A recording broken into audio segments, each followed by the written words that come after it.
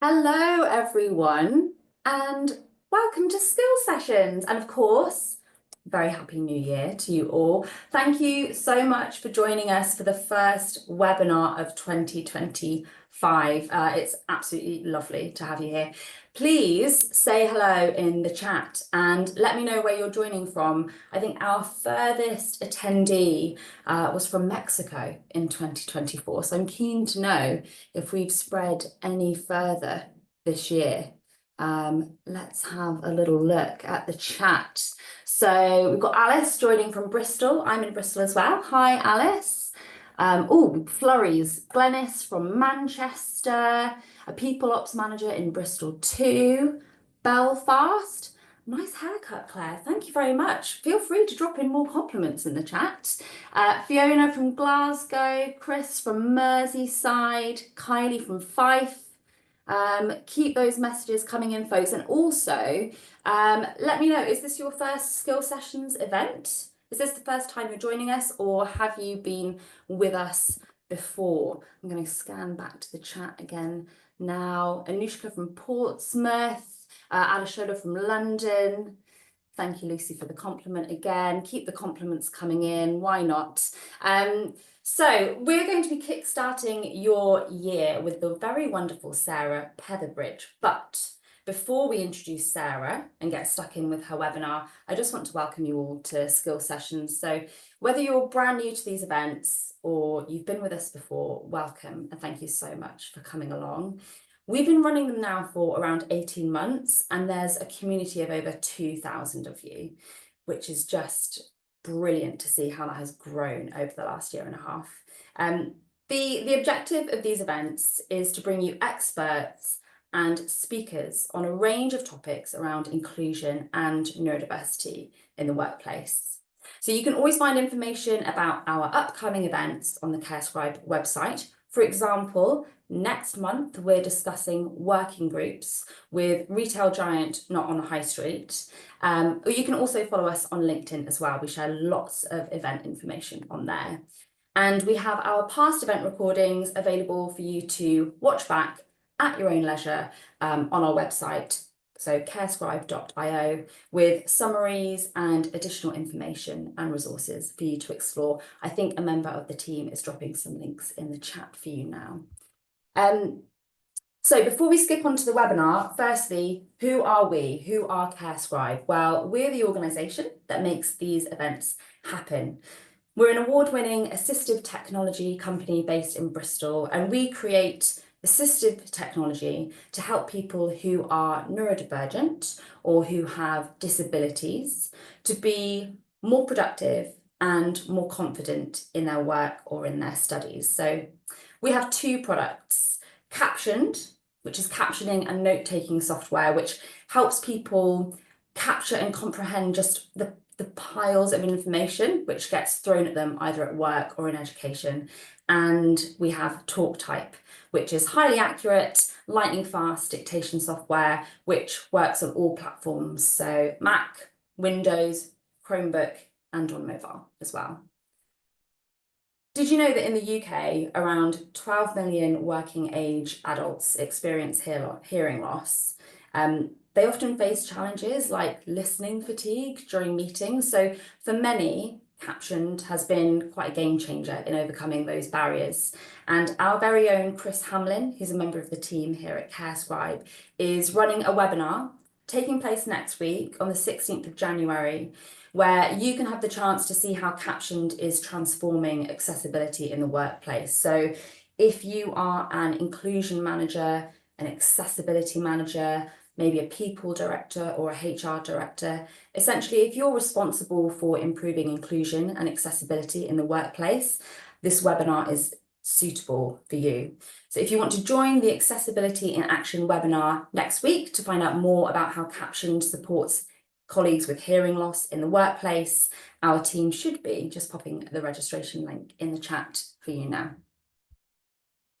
Now, a bit of housekeeping. If you've been with us before, you will notice a new addition for this session, which is Lydia. So Lydia is our British Sign Language interpreter for today. Thank you so much for joining us, Lydia. As you will know, if you're a regular attendee of these sessions, we are always looking to improve them and to make them accessible for as many people as possible. So your feedback and your suggestions are always welcome. We also understand that some people can struggle to concentrate with added distractions. So if that's the case for you today, right now, please feel free to leave the live webinar, because we will be sharing the recording of today's session in the follow-up email tomorrow, and we will include both the BSL recording and we'll also include the speaker-only recording in that for you. There'll be a feedback survey in the chat when you exit the webinar as well, and this is where you can let us know how you found the session, and you can also request a certificate of attendance. Finally, before I introduce you to Sarah, I just want to let you know how you can get the most from today's event. So, as many of you are already doing, and as I witnessed at the start, we do encourage you to join in the chat and talk with other people on the call. The community that we have built up over the last 18 months, over 2,000 people, is so special to us, and the chat really helps bring that to life. So I would totally encourage you to spark conversation in there. Again, I appreciate that for some people that can be distracting. So if you need to, you can turn off your chat previews and you can mute the notifications. If you have questions for Sarah, which I'm sure you will do, and I hope you will do, please put them in the Q&A section at the bottom of your screen. So you should see at the bottom of your screen, it says Q&A. Put your questions in there, because the chat gets quite busy and it does mean that sometimes questions get lost. Put your questions in the Q&A section, and you can also upvote questions as well. So if there's a super popular question that's been asked, we know to prioritise that to Sarah.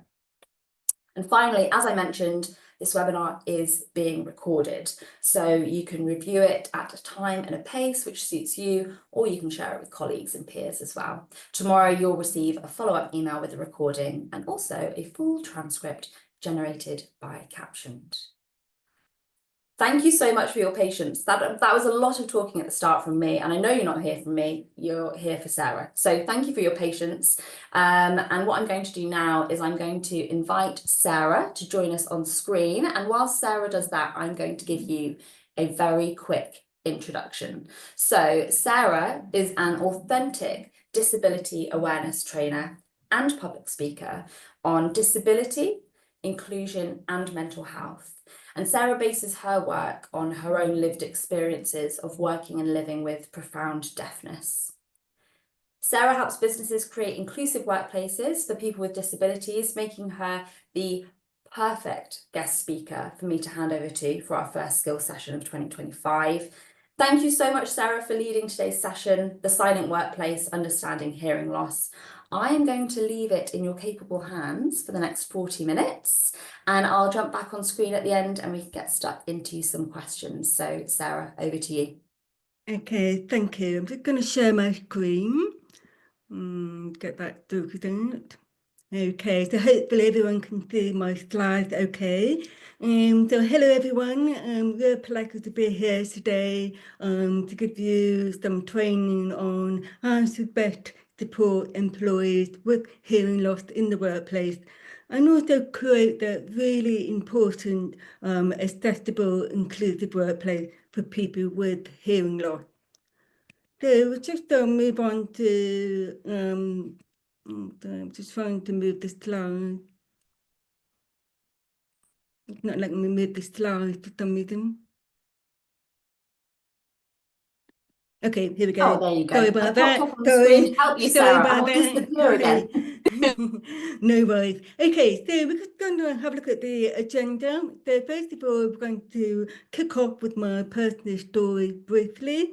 We will then look at the prevalence of people with hearing loss in the UK. So some key statistics around that, in particular in the workplace. And then to start educating you on how to best support people with a hearing loss, we need to first of all understand what are the challenges and barriers that people face in the workplace. We will then move on to how you can help remove some of those barriers. There's some very specific and practical tips there around removing the barriers and also create a more accessible and inclusive workplace for people with hearing loss. And then finally, we will explore what else you can do as allies to create that safe and inclusive workplace and foster real allyship in the workplace. So let's kick off with who am I? So I was born profoundly deaf to a hearing family. My communication style is oral, so I lip read and speak. I do know some bits of sign language, but I'm not fluent. So I do have a bit of a deaf accent to hopefully be able to understand me okay today. Unfortunately, I have come down with a bit of a cold, so I'm a little bit bunged up. So hopefully, the captions will enable you to follow what I'm saying. So I qualified as a chartered accountant and a tax advisor. I wasn't there with my dream job. I didn't wake up one morning and said, I wanted to be an accountant. But it was something that I could do with my disability at the time and gave me financial independence. I worked at various accountancy firms, including EY, which is one of the largest global firms in a senior management role. And it was there that I set up a disability network called Ability EY for people working there with disabilities and long-term health conditions. So we provided mentoring and support to help people thrive at EY. I'm now running my own business and providing disability awareness training and public speaking on disability, inclusion and mental health. And then finally, I act as a consultant to various not-for-profit organisations like RNID, which is the largest deaf charity in the UK, and Sun Health. So, how could I get there?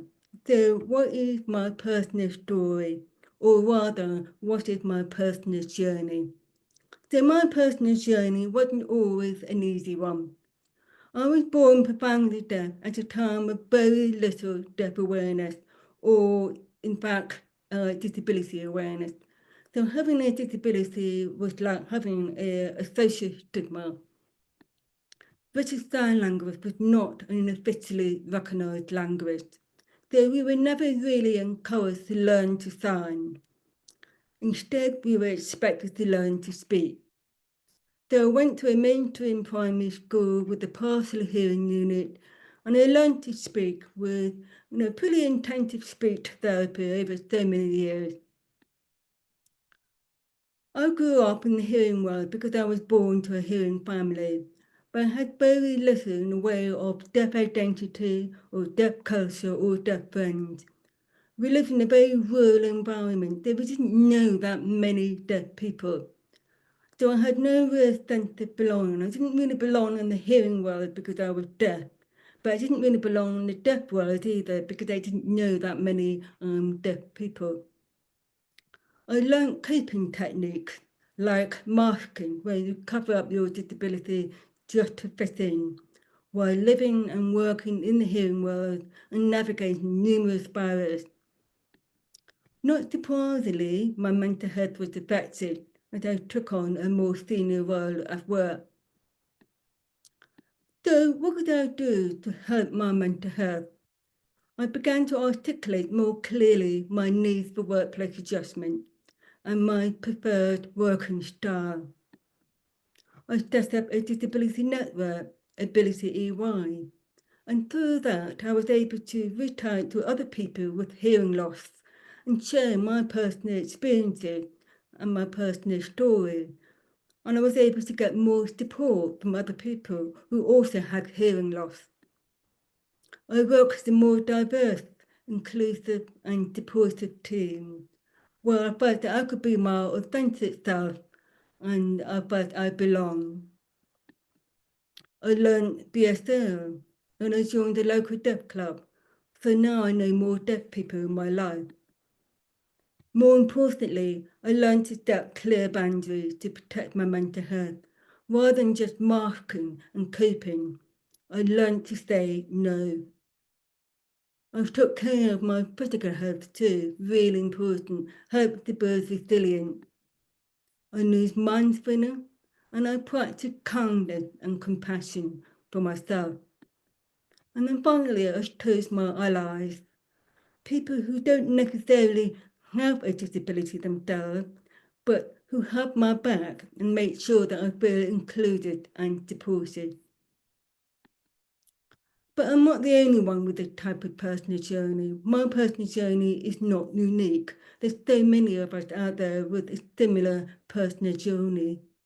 And that is reflected in some of the key statistics we'll be looking at. 12 million of working-age adults experience some form of hearing loss. That is more than 1 in 6 of us. More than half of deaf people and people with hearing loss are reluctant to discuss their hearing loss with their employer for fear of consequences. So for over 50% of us, there is no safe space for us to talk about our hearing loss in the workplace. And instead, we're fearful of negative consequences like judgment or bias against working with us. More than half of people who are deaf or have a hearing loss have felt that they have been treated unfairly at work and have experienced teasing and mocking from their colleagues. 7 in 10 said that colleagues have not communicated effectively with them. So you can get a sense from these figures that it's really hard work for deaf people in the workplace, and you can get a sense of isolation and exclusion for us in the workplace. Recent public polling found that over a quarter of people would feel uncomfortable being told to manage someone who is deaf or has a hearing loss. More than 50% of employers admit that they have limited or no understanding of the challenges that people with hearing loss face.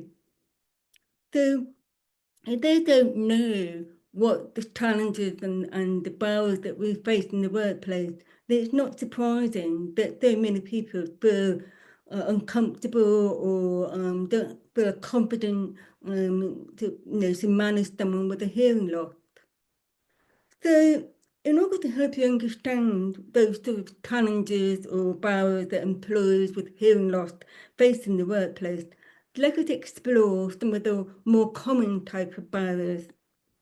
The first common type of barriers is what we call environmental barriers. So these are barriers that are found in buildings and office spaces and so on.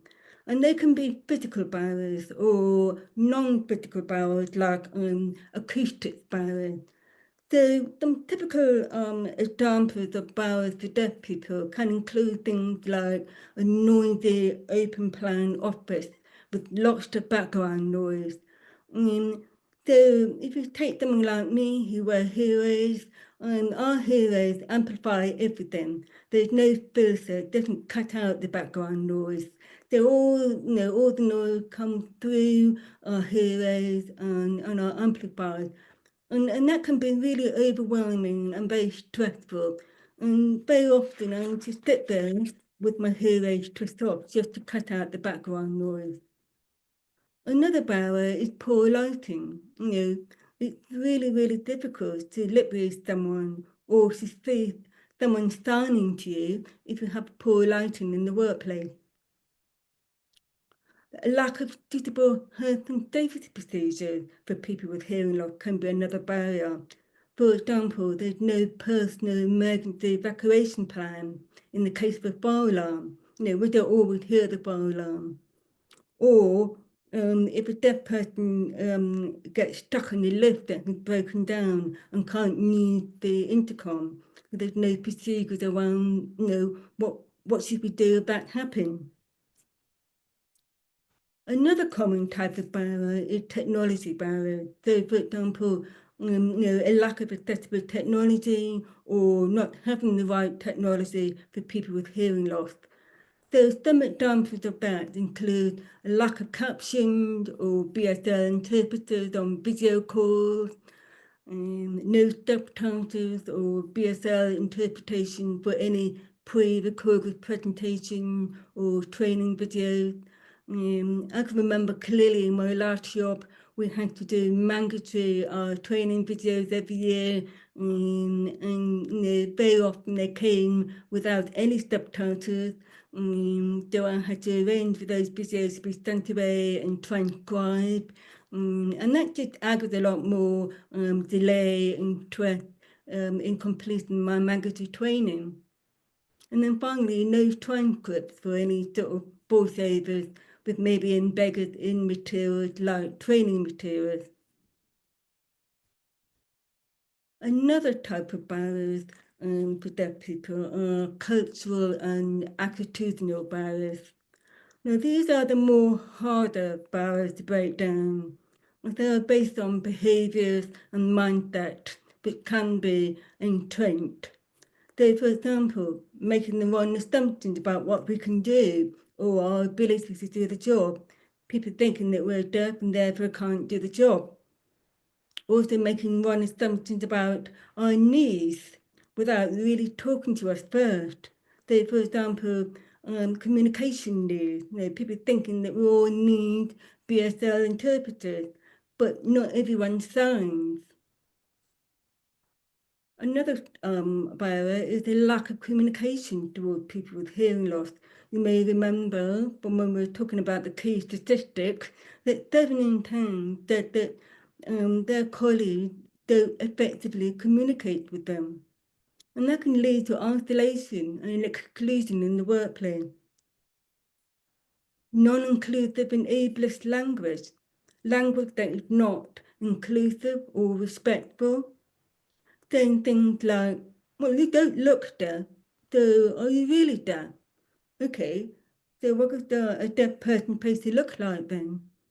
Or in my case, you sound funny, you sound drunk. People not realising that it's taken me years, to learn to speak like this. This is my deaf accent. So saying things like that can devalue us and diminish our experiences and feelings. Inflexibility in others over a working style. Sometimes we can only work in one or two working styles that can accommodate our deafness. And some people find that difficult to accept or are not prepared to be flexible. And then finally, unconscious bias and hence discrimination. So people having bias against working with us because we think we can't do the job, because we're deaf. But that can lead to missed opportunities in terms of work and promotion and also, discrimination. And then finally, another common type of barrier is what we call organisational planning barriers. So, for example, inaccessible meetings, both face-to-face and online. So, for example, having large face-to-face meetings around a large boardroom-style table, makes it really difficult to follow what's been said. In terms of online meeting, too many people to follow online and people are over talking. And this was something that I found particularly difficult during the pandemic when everyone was online. So doing group video calls all day, every day was really tiring for someone like me who lived with, and where people were over talking. Inaccessible social event, for example, hers and noisy and dark pubs, really difficult. Inaccessible work event, for example, hers in venues with terrible acoustics. And for all of these, people not really asking their employees beforehand if they require any adjustment to be able to attend those meetings or social events and so on. Inaccessible policy, for example, not written in plain English, really important for those of us who sign, and English is not our first language. And having policies that are not in plain English can also mean that they can be really difficult to follow. We are quite literal in our communication. We like things to be black and white. We're not great on the grey stuff. And also no BSL interpretation of those policies. So these are just some examples of barriers that we may face in the workplace. So what are the impact of those barriers? It can lead to exclusion and isolation in the workplace. So from social conversation, event, meetings and so on, because we find it difficult to follow what's been said and we can't participate. It can also mean not being able to perform so well at work because we haven't got the right workplace adjustment. It can also mean fewer opportunities for work and promotion due to unconscious bias.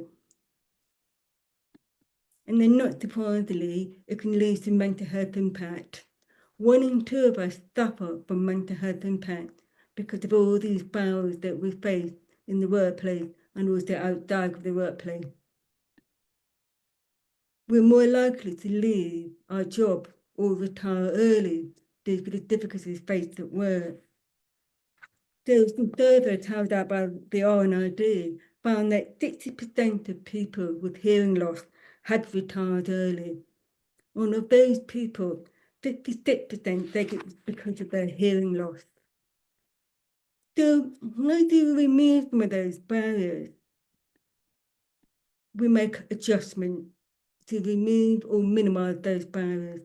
So it's really important to discuss with your employees what are the barriers they're facing and then come up with the right workplace adjustment. So let's go through some examples of adjustment that you can all make to minimise those barriers. In terms of environmental barriers, a good way of cutting out the background noise is to perhaps have a designated desk in a quiet area. So very often with open plan offices, people sit wherever they like, depending on what's available. But if you have a designated desk in a quiet area where they can sit there all the time, that it can be really, really helpful in cutting out the background noise. And that was something that I had in my last job. I just had a permanent desk in a quiet area of the workplace. Make sure that your deaf employees are working in wireless areas. There's plenty of lighting. People who use BSL or rely on lip reading need to be able to see the people they're speaking to clearly. And then in terms of health and safety requirements, have a think about a personal emergency evacuation plan for your deaf employees so they can be aware when the fire alarm goes off. So you may need additional support like a vibration pager, or you could train one of your fire stewards to actually go up to your deaf employee and alert them individually that the fire alarm is going off. In terms of meetings, some adjustments you can make before those meetings, whether they're online or offline. Really important to check in with your deaf employee. What are their communication needs? So what do they need to be able to follow what's being said at the meeting, but also to participate at the meeting? So do they need a BSL interpreter? Do they need a note taker or captions and so on? But do ask them before the meeting. If you're having an in-person meeting, make sure you select a quiet location with no background noise, and think about the layout of where people are sitting. And it's always more beneficial to have a horseshoe or a circle layout so that people can see other people speaking. It's really helpful for those of us who lip read, for example, rather than a large boardroom style table. You may want to think about nominating a note taker, someone who could take notes on the laptop or has responsibility for making sure the captions are working on the laptop. There's someone who has responsibility for note taking. If you have a very long meeting, like 2 hours, do schedule a break every hour. So for people who lip read like myself, it's really hard work, lip reading all the time. We need our break. Also really important for any BSL interpreters to have their breaks too. And for online meeting, put the accessibility features on online, make sure they're working, that the captions are working. And you might want to think about sending the meeting agenda in a bond to your deaf employee. the more information you can give them, the better equipped they're going to be in following the meeting and being able to participate in the meeting. Or you can ask the deaf employer to actually set the agenda, and that's something that I did, would actually be responsible for setting the agenda, and so I knew what was going to be discussed at the meeting. So it's really important. In terms of adjustment during the meeting, both online and offline, so for online meeting, most everyone who's not speaking, to help to cut out the background noise, which may be difficult for some of us. Turn on the captions, make sure everyone has their video camera on. Record the meeting and provide transcript so they have a written document of what's been discussed at the meeting. For offline meetings, I find that helpful if people would actually raise their hand before they start speaking. I don't have any direction of hearing, so it's quite hard to locate the speaker. So if someone can raise their hand, it means that I can lip read the right person. Don't cover your mouth. Speak clearly but normally. Don't over enunciate. It's really difficult to lip read if you over enunciate the words. Speak once a time. Something quite obvious, but if people are over talking all the time, it makes it difficult for us to lip read. The caption can't cope. And it's really difficult for a BSL interpreter to follow what's been said if people are over talking. And then finally, look out for anyone who is an outsider. I think this is a really important point. If you are facilitating the meeting, read the room. And if you notice that your deaf employee is not really contributing or participating at the meeting, ask them, do they have any questions? Are they able to follow what's been said? And give them extra time to contribute at the meeting. For someone like myself who's a lip reader, I need a bit of extra time to process what's been said before I can respond. So just sort of read the room and just make sure that everyone had a time to contribute at the meeting and it's not being left out. In terms of in-person seminars and events, book BSL interpreters, arrange live captioning or speech-to-text services. So you can either arrange for someone to come in person and provide live captioning, or they can dial in remotely. This is something that EY did a lot when I was working there. Before video calls became more common, we had someone who would dial in remotely and give me live captioning during conference calls. It was an absolute lifesaver, enabled me to do my job. Or you can use captioning software to give you the captioning that you need.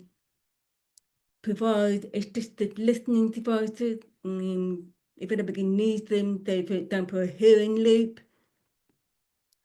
And similar to what I mentioned about sharing meeting agenda in advance, have a think about sharing event materials in advance. So the more information you can give your employee, the best in advance, the better equipped they'll be in terms of being able to follow what's been said at the event. And then finally, choose the venue with great acoustic and has a clear stage view, and that you're able to reserve front row seating for your deaf intended. In terms of communication tip, always remember that our communication styles and needs vary. So always ask us on an individual basis how we communicate and what adjustment we need. So if someone were to ask me, I would say, needs a face maker so that I can lip read you. I would need good lighting. I would ask people not to over enunciate words when they're speaking. I need captions for online calls and so on. Please talk to us. Let anyone know. Talk to us, let anyone know we're human. Please don't ignore us. Deafness can be a lonely and isolating disability. Don't worry about offending us if you get it wrong. We're just educated for next time, but please talk to us. And be respectful in the language, really important.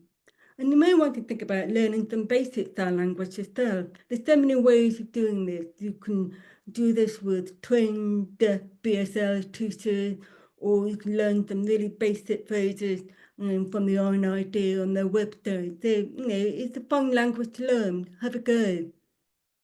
Always use plain English, verbally and in writing. As I mentioned before, for many BSL users, English is a second language, and plain English is so much easier to understand. So some tips there. Use the kind of informal language that you would use when you're speaking to a friend or a family member. So avoid any sort of technical words or jargon. If you need to need them, make sure you include a definition. And as I mentioned before, we're very black and white sometimes in terms of our communication. So need literal language rather than fancy language. We're not great on the grey stuff, we're quite literal. So avoid things like metaphors and that look at nuances. Social conversation can be really hard work for some of us. If we're joining the conversation, it's always a good idea for someone to introduce the topic to that deaf employee. They might want to say things like, "Oh, well, we're talking about the football game last night. What do you think about the football game?" And in that way, we can get on board quickly what everyone is talking about. And then in terms of social events, always think about having social events that can be more inclusive. So in locations that are well lit and don't have too much background noise. And in that way, that helped us to join in the social conversation. And then finally, I would say that if a deaf person asks you to repeat something, please don't say it doesn't matter. Or I tell you another time, it does matter. All you need to do is just be patient, just repeat what you've said, maybe rephrase it differently, but it does matter. And we need to be able to join in the conversation. If you're a manager, just some additional tips on how to manage someone who has a hearing loss. Think about creating that really important psychological safe space where your deaf employee can feel comfortable about opening up and talking about their hearing loss. So it's really important as a manager that you create that safe space. And when you do talk to them, just normalize that conversation. Have those conversations on a regular basis. And really listen to your employee when they're talking about their issue without any judgment or bias. Understand the barriers that they are facing while they're doing their job. And then ask them what adjustment they need to be able to do that job. And then be proactive in providing that accessible support. And while you're having a conversation with them, make sure you use inclusive language, be respectful. And ask employers how they would like to self-identify themselves. Not everyone likes the word disability, for example. Some people don't like it because they think it's too negative, and they would rather, self-identify differently. I personally don't have a problem with the word disability. I identify myself as a disabled person, but always ask them how they would like to self-identify themselves. And then know where to go within the business for extra help around workplace adjustment. Do your homework. Know how to get HR policies, for example, or how to get in touch with the occupational health team, or how to get in touch with our IT team to put in place accessible technology.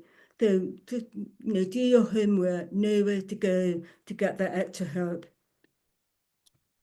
Remember your legal responsibilities around workplace adjustment. Employers have a legal duty to put in place with readable workplace adjustment. To have a proper process in place for recording and also reviewing the workplace adjustment.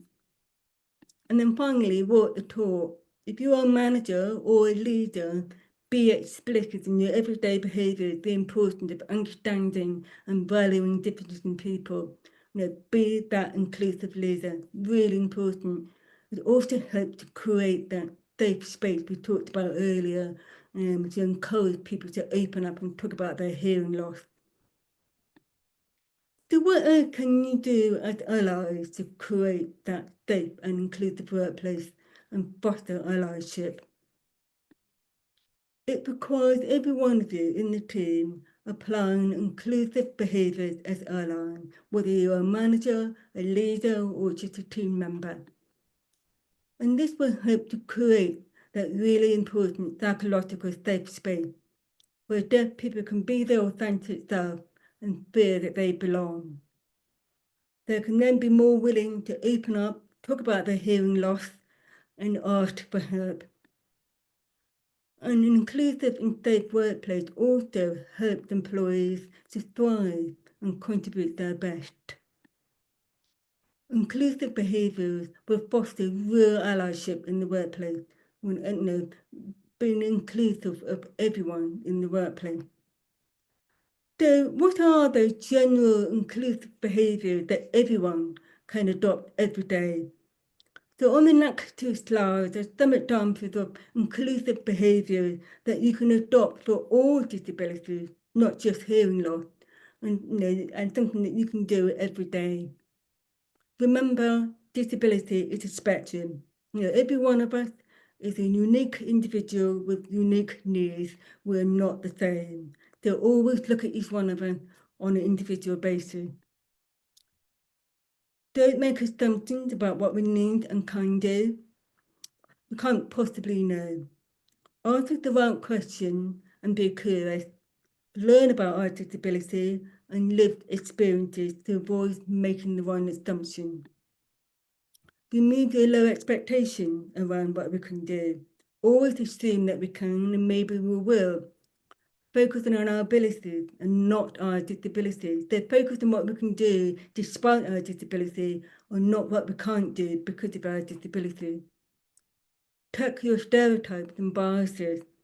We all have them in our subconscious part of our brain. Understand where they come from and then work to remove them. Otherwise, they can impact on the way that you work with them.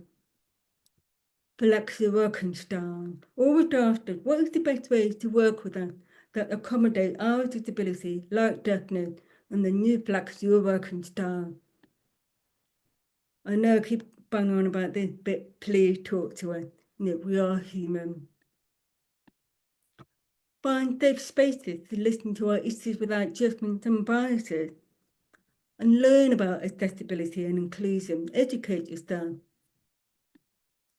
Self-reflecting your privileges. Have a think about what you can do as an able person that perhaps a disabled person can't do. And then use your privileges to raise awareness and advocate for us. Take proactive steps as allies to bring down the barriers and create a more inclusive workplace. But be that active ally and not just a bystander. And while you're there, call out non-inclusive behaviours and others that may make people feel devalued. Be brave, call it out, and give them feedback to help them change their behaviours. Tuck in on us regularly. Ask us 3 magic words. Are you okay? How can we help? What support do you need? Just normalise those conversations and have them on a regular basis. And then finally, practice empathy, not sympathy. We don't need you feeling sorry for us. We just want you to show empathy. Underlying all of these behaviours is empathy. Some of us have it in brackets and are born with empathy, others less so. But you can work on it and develop empathy. Empathy is a hallmark of an active ally, someone who really listens to us, understands us, and supports us. So I'm just going to leave you with a few takeaway points. There are more people with hearing loss than you think. Hearing is a non-visible disability with no obvious difference. And think about whether any of those barriers that we cover today is just in your workplace, and what you can do to help bring down those barriers for people with hearing loss. Remember, deafness can be a lonely and isolating disability. So foster real allyship in the workplace by demonstrating our inclusive behaviours to create that inclusive, safe and inclusive workplace where deaf people can belong and thrive. So I just want you to leave you with one final thing. This was a quote from one of my former ER colleagues, and I think it's a really good quote to share with you. And it basically said that if you don't intentionally include them by way of inclusive behaviours, you can end up unintentionally excluding us. So I think it's down to all of us to really intentionally inclusive by way of inclusive behaviours, and at the same time create that safe, inclusive and accessible workplace for people with hearing loss. So that's the end of today's webinar. Thank you for listening, and I'm going to pass over to Claire for some questions. Thank you. Hi, Sarah. Thank you so much for sharing your presentation with us today. If you're able to, you've already done it. I was going to say, stop sharing your screen. You're on the ball, Sarah.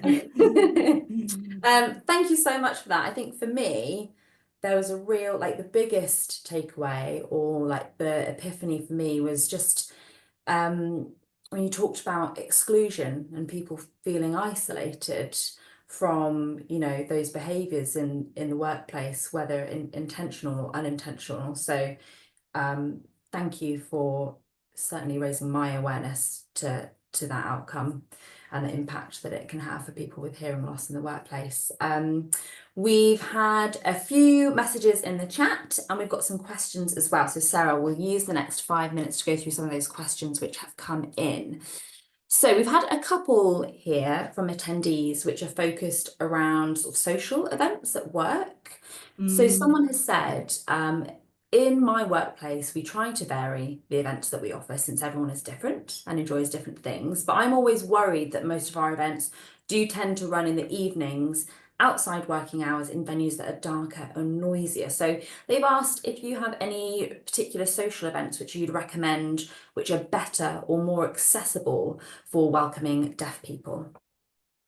Yeah, I think it's a difficult one because you know, people do tend to go out in the evening and maybe sort of gravitate towards pubs and restaurants. But I think it really down to all of us to be a little bit more creative and think outside the box. You don't have to socialise in the evening. You can, you know, socialise over lunch.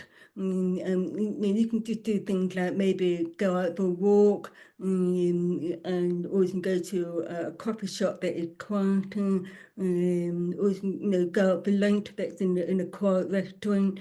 I think, you know, it's trying to be a bit more creative and thinking outside the box, really. And sometimes, actually, people who don't have a hearing loss but may prefer not to socialise after work because they've got childcare to think about as well. So it can actually benefit other people, not just people with a hearing loss.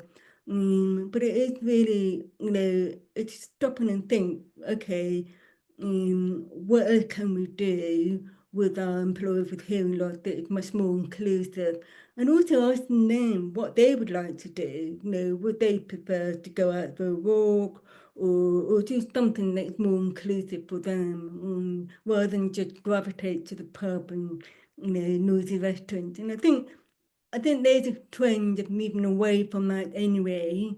But you know, sometimes, you know, you may have an event in the pub, perhaps. That's not to say you shouldn't have any event in the pub, but just be a little bit more varied, a bit more flexible. But I think the first thing to do is to ask your deaf employee what would be beneficial for them. That's such a valid point, Sarah, just, you know, asking. And then you're getting the feedback that you're after, I suppose. Just to segue away from the questions for a second, we're getting some really wonderful comments in the chat following your presentation. And I just want to read some of those out to you now. So thank you, Sarah. So helpful and insightful. Hazel says, thank you so much, Sarah. Very helpful and lots to think about. And just people saying thank you and how useful this has been. So yes, I want to echo those sentiments as well. Absolutely. So we've had some more questions come in, and this one here from an anonymous attendee says, do you have any advice for people applying for assistive technology via Access to Work? Yeah, I think there's a problem with access to work at the moment, and it's probably not the best question. And there's been a lot of delays with the process. I know of some people have been waiting for months. Also, I think I don't understand it. I'm not really up to date with what's going on with access to work, because I think they're actually overhauling the whole system. It's under review. But I have heard horror stories of people who have applied, and it's been a long time coming and getting grants from access to work. So personally, I was very lucky, working for firms that can afford to pay for the technology. So without having to apply for access to work. If you need something quickly and you can afford to pay for it, I would personally, get your employers to pay for it, upfront. Because I do know that there is a problem with access to work at the moment. It's just been very slow. And I think the key thing is to get your workplace adjustment in place as quickly as possible, so enabling you to do your job, but also to make sure that you're going to be reviewed fairly when it comes to performance reviews. So, any workplace adjustment you have needs to be put in place before you have your performance review. Otherwise, it's not going to be a fair process. So I don't know whether that's a really helpful answer, but I just think if the employer can actually pay for it quickly, I think that's probably the best option.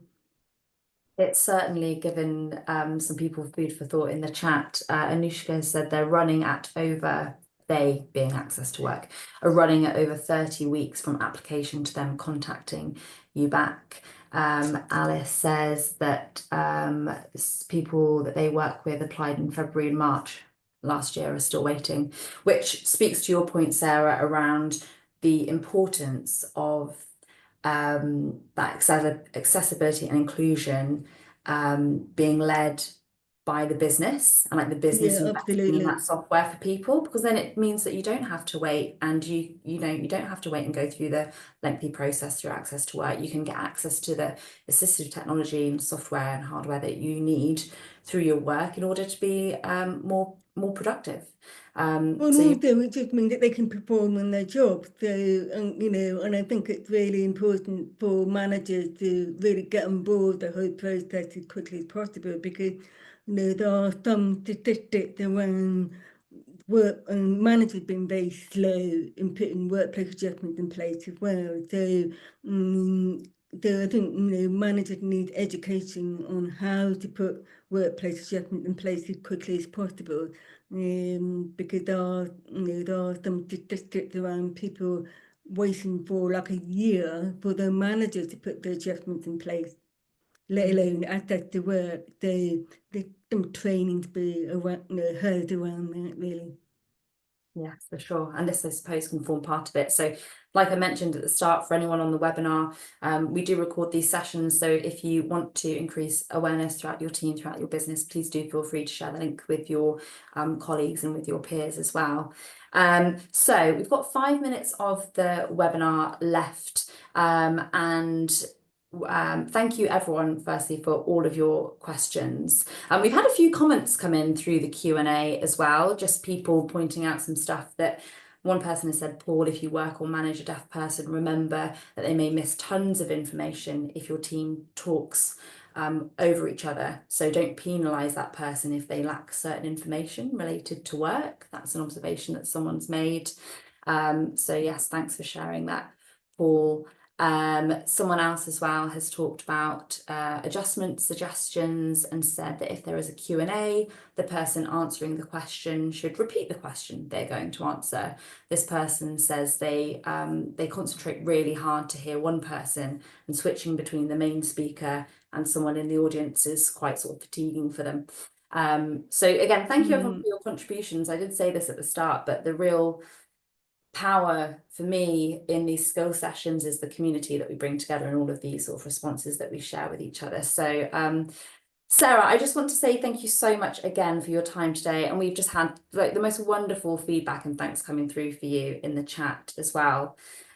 We've had some people mention captioned in the chat, and I will just take the opportunity to remind people about what I said at the start of this webinar.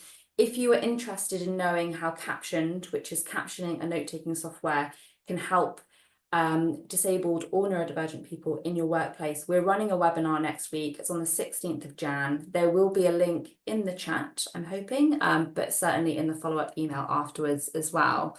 So if you enjoyed today's webinar, please, can you help us spread the word and share skill sessions with your LinkedIn network? Every bit of word of mouth helps, and we're really eager to grow this community and just create a really valuable network for people, whether you're neurodivergent yourself or you manage a team of people in an organisation and you want to better understand how to support. So I have mentioned that we have the product demo webinar next week on the 16th of Jan, so keep an eye on your emails for a link to register for that. Next month, Skill Sessions is back again, and we have Ben and Noor from Not on the High Street. You may have heard of them, you may have bought your Christmas presents from there, and they will be talking to us about working groups. So you can sign up for that session now on our website, the registrations are live, or keep an eye on our LinkedIn page, just search for CareScribe. Keep an eye on your emails for more exciting speaker announcements coming soon. But I just want to say thank you once again. Thank you so much, Sarah, for your presentation today. It was incredibly valuable, and what a way to kick off the year. Thank you so much, everyone. In a moment, we're going to share a link to a feedback survey. That will be in the chat as well, and you can request a certificate of attendance. Thank you so much, and I will see you next month for the next skill session. Thank you again, Sarah, for your time. It was really wonderful to hear from you today. You're welcome. Thank you, everyone. Thank you. Bye. Bye.